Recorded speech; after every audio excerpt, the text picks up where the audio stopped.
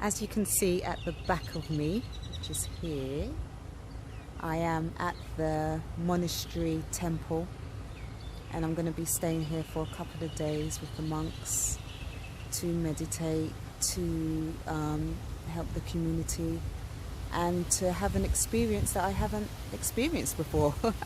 It's always something that I've wanted to do, so we'll see what happens.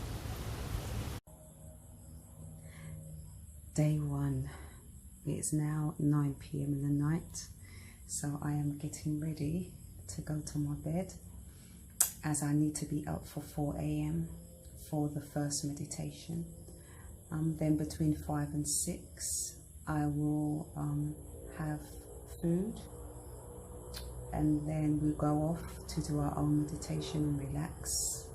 And then 1 p.m, between 12 and 1 p.m, we'll eat again, and then that's it. We don't eat again until the next day, and then we'll go off again and do our own thing. And at 6 p.m. again we'll go and meditate together with the monks. Day one, what I've learnt is how my relationship with food is quite, if I call it overprotective, I'll use that word. It's like a relationship, and I didn't realise, I've always known I eat very fast, and my relationship with food is that I love it. So when I have my food on my plate, I don't really like to speak to anyone. I like to enjoy my food. I like to love it. I don't give it time to breathe. I just eat it straight away. I don't even really give food enough time to digest in my body. So me going through this experience where we only eat twice a day, and we eat for energy. You know, we don't eat because, oh, we love it so much and we like what it looks like and we like the texture that's in our mouth. We eat it for energy. So for this day one, that is what I've learnt, to be able to work with my relationship with food and understand it a bit more and not just rush it.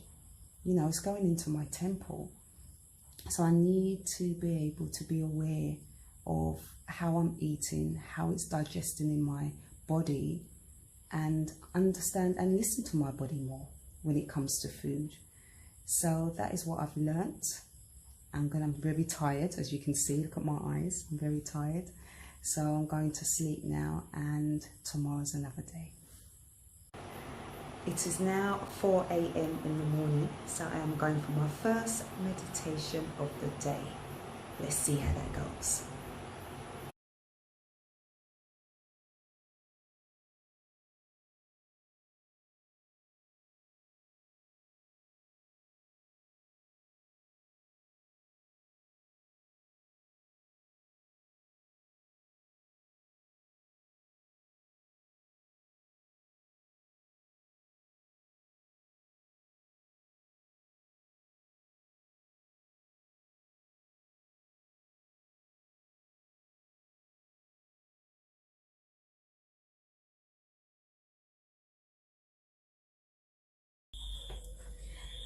Day two.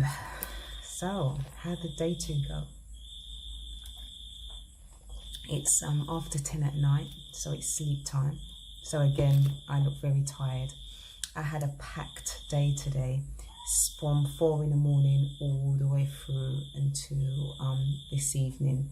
So I really haven't had time to really catch myself. Everything has been in the moment, but it's been beautiful.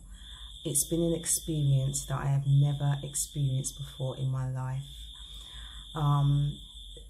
Day two's lesson for me has been about communion and sharing. I saw so much sharing in the community that I don't see back at home in London and England. We don't share in that way. We don't communicate and come together to share food, to share understanding, to share caring and compassion. So to see that live with my eyes, to feel it, was really mind-blowing, and surreal, if I want to call it that.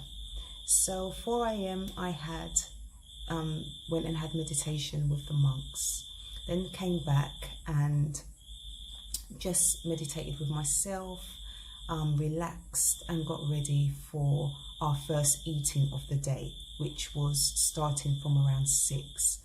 Now, what I didn't know, so this was new for me, is that you have to bring food, cook food or bring food. You can buy it.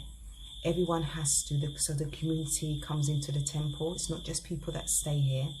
And we all bring food together and we give it to the monks first. So we give it to the monks bless it, and they say their little piece of words that they want to say together, and then they start to eat, and then we eat after that. So we actually serve out the food for them. What was really nice to see is that when I tell you there was so much people and so much food, people came from outside of the temple to serve the monks and to bring food to the monks. And what was so special as well is before any of us eat, we have a little bit of water and we go back outside of the temple and we actually give some water to the trees just to say thank you. You know, thank you for giving us oxygen and all the other beautiful things that trees do. So that was really nice. So the amount of people that was around was just amazing. I could not believe it. I was sitting down there in awe, you know, and I was the only British person there, if you want to call me, you know, living in England. So it was an eye-opener to see everyone come together, sharing their food, yes, sharing their food to the monks, and then the monks giving back food. So afterwards the monks would clean, and they would clean, you know, the sides and the trays and stuff. So there was a lot of giving and receiving that I was seeing, and it made the balance that was really nice to see. After that, we went off and we went and done our own meditation and stuff, and then at 1 p.m. we went up to the hills to see and hear a talk from a well-known monk. Now, again, this was mind-blowing, and it was a lot of people up, just sitting on the floor, up in the hills, listening to this monk speak. It was all in Thai, by the way, but it didn't matter. And it didn't matter because I was feeling the energy of what he was saying. It was so, it's like his voice was a vibration of just sharing goodness, love. So it didn't matter that I didn't understand because I was feeling the energy. It was surreal. That's all that I can say. It was surreal. And then afterwards he would do questions and answers, and I was able to give my questions to him. And my question was very simple. I knew what I wanted to say to him, and it was like, back in England, everything is fast, everything is go, go, go. And for myself, I meditate in the morning, so I get up very early at 5 to start my meditation. And my mind, body and soul is always at peace. It starts the day always at peace, always lovely, loving everything and everyone, and you know, loving the aura of the surroundings. And then throughout the day, when I start to go work, when I start to sort out things that I have to sort out for the day, you know, my energy starts to go down, and I don't have as much energy as I did when I started off the day and when I started meditating. And he said, he laughed actually, and he said, oh, for you to be able to have that relaxation all the way through the day, you'd have to become a monk, basically, you know. And one thing he did say that was really interesting, he said, a lot of us people that work 5 days a week or 7 days a week, you know, over 8 hours a day, every single day, what's happening is that we're in that cycle of just working, getting stressed out and worrying about things. It could be worrying about making more money, worrying about manifesting more money, you know, worrying about this or that, or keeping your job. And what that does is that it keeps you in the cycle of worry and stress. That's what it does. And if we got to a place of really knowing yourself and having that understanding of what is enough for you, you know, can you feed yourself? Can you clothe yourself? Is there anything that you really need in your home? You know, are you happy within? All these things make you be more at peace with your inner self. I know this. And that's why I've cut down my hours. I don't work full time at all. You know, I might do 3 times a week, and I work from 9. By 2 p.m. I finished my work. So I've learned throughout the years to cut down my workload. However, it still doesn't make me feel the way that I feel in the evening times when I'm wrapping up. So that was something for me to think about. It's something that I want to put in place when I go back to England. So that was beautiful and that was nice. And then afterwards, what they would do, so the event is coming to an end, and they give out drinks, they give out food to people, and again they share. And a lady came to me, the monk said to me, there's some books that are English that you can go and get. So I went over to where all the books were. There were a lot of books, and I was thinking, oh, I'll buy one, you know, and just see. And the woman came over to me and she said, oh, you can take them all. And I said, okay, but how much are they? You know, I don't know if I had even enough on me to get all of them.